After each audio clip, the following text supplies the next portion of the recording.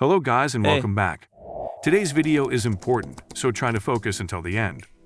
Well, as men, we got this hormone called testosterone, right? It's like the boss of all hormones and super important for guys.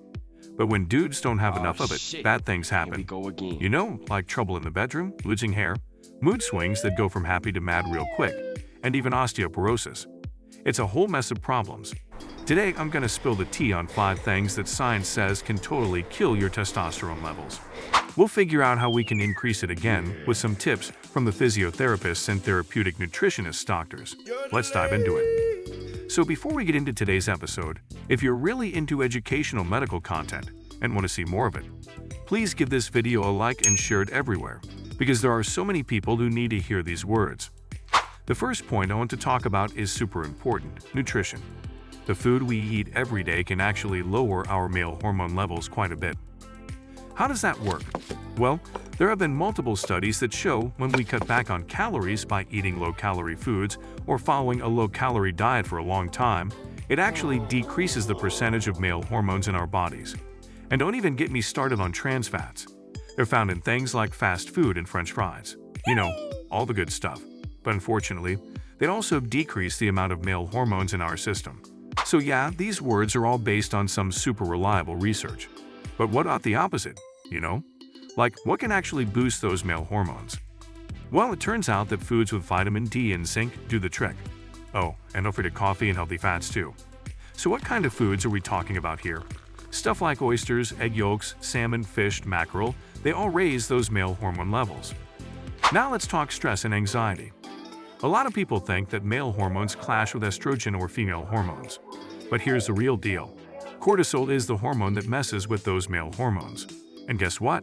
It goes crazy when you're stressed out or anxious or pulling all-nighters. When your cortisol levels shoot up, your male hormone levels drop like crazy. So how do you fix it?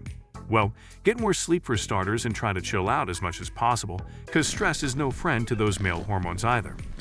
Okay, so the third point we need to talk about is obesity and weight gain. Let me tell you, obesity can have some serious consequences, especially for men. It's been found that being overweight actually decreases the levels of male hormones in your body. And get this, the fat cells in men can even trigger the production of female hormones. I mean, we talk about a major disaster. But wait, there's more. Obesity can also mess with your sex drive and make it harder to get those erections going strong. So what's the solution? Well, we've got to shed those extra pounds. Get off that couch and start moving. Try incorporating some physical activities into your routine, like going for a run at least once a week or doing some challenging workouts to burn off that unwanted fat. Let's beat obesity together and get back on track to feeling our best. The fourth point is sports.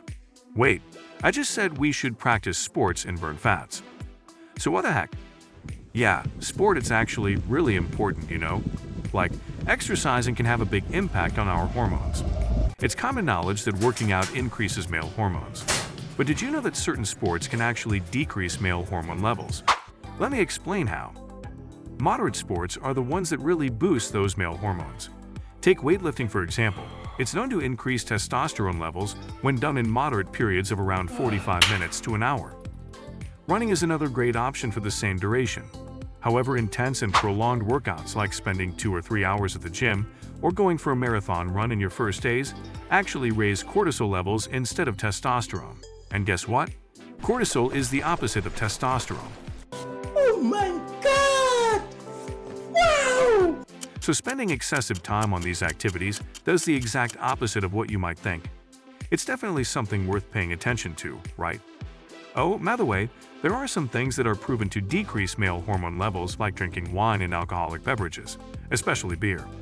They can really make a dent in your testosterone percentage. Our final point is age. Getting older can have an impact on testosterone hormone levels, causing them to decrease. However, there's no need to worry, because age is just one of many factors that play a role in this.